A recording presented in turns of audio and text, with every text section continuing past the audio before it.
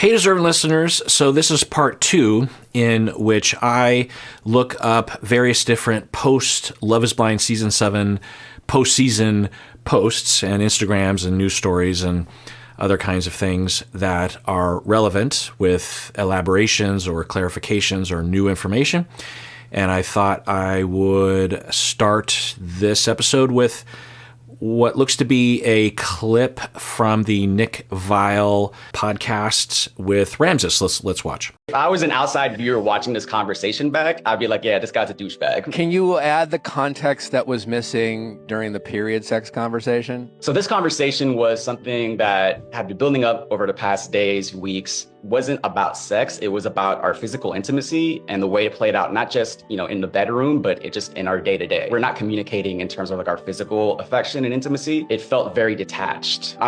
So he says that it wasn't really about sex. It was about physical intimacy and feeling detached. I think what he's saying is that it wasn't really about just the mechanical aspects or the sexual pleasure aspects of sex. It was more about feeling close to someone, which I'm gathering from what he's saying that he, as a lot of people do, value sexual intimacy or physical intimacy as a way of connecting, as a way of feeling close to someone. I think that's what he's saying. Thing that had been building up over the past days, weeks, wasn't about sex. It was about our physical intimacy and the way it played out, not just, in the bedroom, but it just in our day to day. We're not communicating. Okay, so in our day to day. So I think he's differentiating between sex and just that feeling of being close, physical contact being a part of that. That wasn't what he was communicating at the time, or at least in the edit. That I was concerned about because of the way that I communicate my love. And so if there wasn't a compatibility there, then that's something that I felt that we needed to talk about. So I guess by implication, what he is saying is that the way that Marissa is day to day regarding physical intimacy is maybe incompatible with what he wants or needs. Before we got married, I recognize that Marissa in her past has dealt with men who have not given her the respect when it comes to a lot of these issues she's dealing with when it comes to her health. She's had these really wild expectations placed on her and how she should communicate and express herself. I can understand why she came into that conversation probably thinking like, oh, here we go again. Like, here's the same shit I've dealt with in the past. Even after that conversation, we spoke more about it and we brought some clarity into what exactly it was that I was trying to focus on in that moment. Okay, that's actually good to hear. I am glad to hear that they had a longer conversation because it really required that. It had enough complication to it. And the way that those conversations went, they didn't seem to be resolved at the end, so I'm glad to hear that they continue to talk about it. We don't know how those conversations went, or at least I don't know, but he is saying that, yeah, I get it where she's coming from, although he could be kind of blaming her a little bit here, I don't know, but he could be saying that she was overreactive to him or assuming what his intent was because of her past experiences in relationships, and therefore Ramses himself is saying, I didn't do anything wrong. I'm only saying that because there's a possibility of that. That's not necessarily what's happening. So I'm just saying, I don't know. What do you think? I would never try to either force myself or try to put her into a position where she has to prioritize my sexual pleasure or prioritize how I'm feeling in the moment. And so I understand why, she was pissed off. If I was an outside viewer watching, he's trying to get out ahead of a lot of the criticism that he was pressuring her to have sex, even though she was physically not in a place to do that for whatever reason. But the thing is it doesn't matter if she had any kind of physical excuse or something. If she's not in the mood, she's not in the mood. She doesn't want to do it. And that's that. He's trying to say he wasn't pressuring her, but it might have come across that way. I mean, it certainly kind of looked that way, right? Without him giving more clarification otherwise. But I don't know. I think what would have helped in that scenario if he was trying to avoid that communication to her and to us watching would be to say something like, look, never mind sex.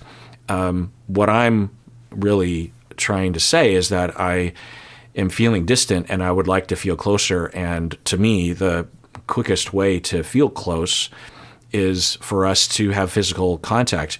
You know, it doesn't have to be sex. There's a million other things we could be doing. And I miss you and I feel distant. I don't like that. And I want to be close. And I don't know if do you want to be close? Is there a way that we can be close and specifically physically close so that we can bond in a way that is okay?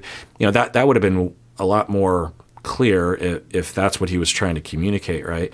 But I'll say something else that I read some hot takes on the survey that I sent out to y'all.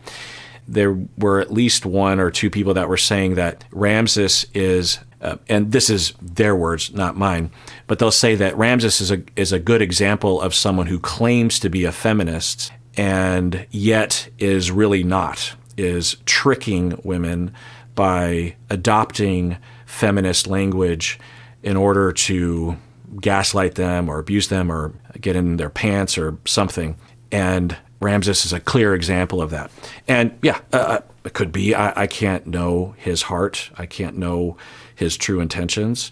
But that's not my assumption. There's other possibilities that would explain, you know, if you conclude that Ramses had committed sexist acts, there are other explanations other than psychopathic Machiavellian plan to adopt feminism in order to trick people or con people. The more common scenario is that one would progress beyond misogyny and sexism to some extent with a fair amount of work and would genuinely hold feminist notions and ideals and awarenesses and sensitivities, and yet still have remnants of sexism and misogyny, which everyone has, regardless of gender, because we are raised in a sexist society and we're indoctrinated into that in ways that we can never even truly comprehend, because even as we progress beyond it, we're still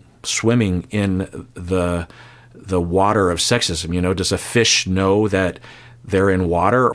Point is that we can't know what it's like because we've never not been in this particular society. So for him, it's possible that he has progressed a lot and he, in a lot of ways, does genuinely hold feminist ideas. I don't know if we would call him feminist, but at the very least, like non-sexist or something. But he still has some remnants or hasn't gone far enough down the road. Or when he is desperate and hurting and alone or feels distance, then he resorts to old scripts, or I don't know. There's other narratives here too. It really just depends. I'm going to look up after I look at his posts. I'm going to look at what Marissa is saying, because my wife told me that Marissa actually commented on all this, and that's really the key. You know, us watching from the outside, we can have our own thoughts about it, but Marissa's the one that can only comment. She's the only one that can comment really on evaluating his behavior.